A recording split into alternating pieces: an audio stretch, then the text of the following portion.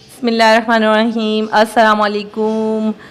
आज मैं आप लोग के लिए लेकर आई हूँ बहुत ही मज़ेदार पेशावरी नमकीन गोश्त की रेसिपी। इसकी रेसिपी आपके साथ शेयर करेंगे। बहुत ईज़िली रेसिपी है, वीडियो को पूरी वॉच कीजिएगा। आइए इसको बनाना अब स्टार्ट करते हैं। पेशावरी नमकीन गोश्त बनाने के लिए हमने सबसे पहले गोश्त लिया है और गोश्त हमारे पास यहाँ पर तकरीबन 1 kg गोश्त है। गोश्त के हमने बड़े बड़े पीसेस लिए हैं और चिकनाई वाला गोश्त इस्तेमाल करेंगे, यानी कि इसमें चर्बी लगी हुई होनी चाहिए। इसको अच्छी तरह से वॉश कर लेंगे और वॉश करने के बाद अच्छी तरह से मैं इसमें जो मज़ीद ऐड करूँगी वो मैं आपको दिखाती हूँ। यहाँ पर देखिए गोश्त हम अच्छी तरह से वॉश कर चुके हैं और अब हम इसमें शामिल कर देंगे एक देगची में इस तरह से। और ये देख सकते हैं आप कि कितना चिकना सा गोश्त मैं इसमें इस्तेमाल कर रही हूँ नमकीन गोश्त के लिए। और अब हम इसमें जो शामिल करेंगे 2 अदद मैंने टमाटर लिए हैं। टमाटर मैंने यहाँ पर दरमियानी साइज़ के इस्तेमाल किए हैं, आप लोग देख सकते हैं। और इस तरह से मैंने इनमें कट लगा लिया है। और 2 अदद प्याज लिए, बिल्कुल इस तरह से कट कर लिए हमने और इसको हमने शामिल कर दिया है इसमें गोश्त में ही। और अब हम जो गोश्त में शामिल करेंगे ब्लैक पेपर इस्तेमाल करेंगे, यानी कि काली मिर्च इस्तेमाल करेंगे। 1 टेबल स्पून काली मिर्च का मैं इसमें ऐड कर दूंगी। और काली मिर्च ऐड करने के बाद इसमें अब जो हम शामिल करेंगे नमक, हम अभी बिल्कुल भी इसमें ऐड नहीं करेंगे। नमक एंड में इसमें ऐड करेंगे हम, उससे इसका फ्लेवर बहुत अच्छा आता है। और अब हम इसमें जो शामिल करेंगे, यहाँ पर लहसुन अदरक का पेस्ट लिया है। लहसुन अदरक का पेस्ट भी तकरीबन मैंने 1/2 टेबल स्पून इसमें शामिल कर दिया है। अब इसमें हम ऑयल शामिल करेंगे। ऑयल हम तकरीबन इसमें जो शामिल करेंगे 1 बड़ा खाने का चमचा शामिल करेंगे ऑयल का। ऑयल इसमें शामिल करने के बाद इसमें अब हम पानी ऐड करेंगे और पानी तकरीबन 2 गिलास इसमें हम शामिल कर देंगे।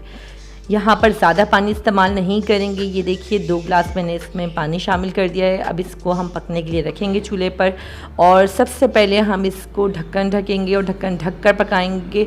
और अब हम तेज़ आंच पे इसको पकाएंगे कि इसमें अच्छी तरह से उबाल आ जाए।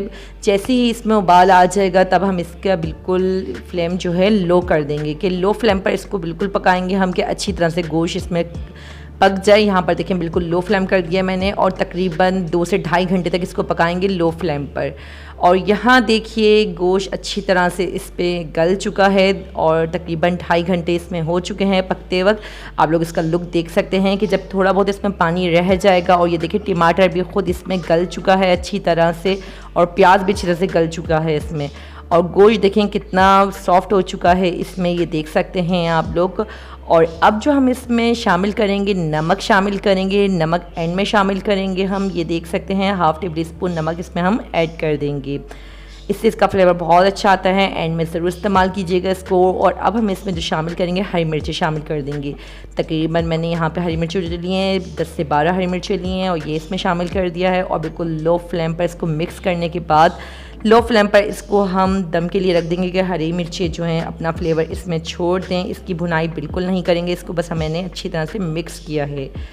अब इसको ढक्कन ढककर हम पकाएंगे तकरीबन 5 से 7 मिनट तक इसको पकाएंगे अच्छी तरह से कि हरी मिर्ची इसमें अपना फ्लेवर छोड़ दें। उसके बाद हमारा नमकीन गोश्त बिल्कुल रेडी है। अब 5 से 7 मिनट के बाद इसको हम चेक करेंगे तो यहाँ पर देखिए नमकीन गोश्त अब हमारा बिल्कुल रेडी हो चुका है। मज़ेदार सा ये लुक आप लोग इसका देख सकते हैं कि कितना मज़ेदार सा इसका लुक है। और ऐसे ही बहुत ज़ायकेदार बनके ये रेडी हुआ है, आप लोग देख सकते हैं। इस रेसिपी को आप लोग ज़रूर इस्तेमाल कीजिए बनाकर और कमेंट करके मुझे ज़रूर बताइए आप लोग को मेरी आज की रेसिपी कैसी लगी है।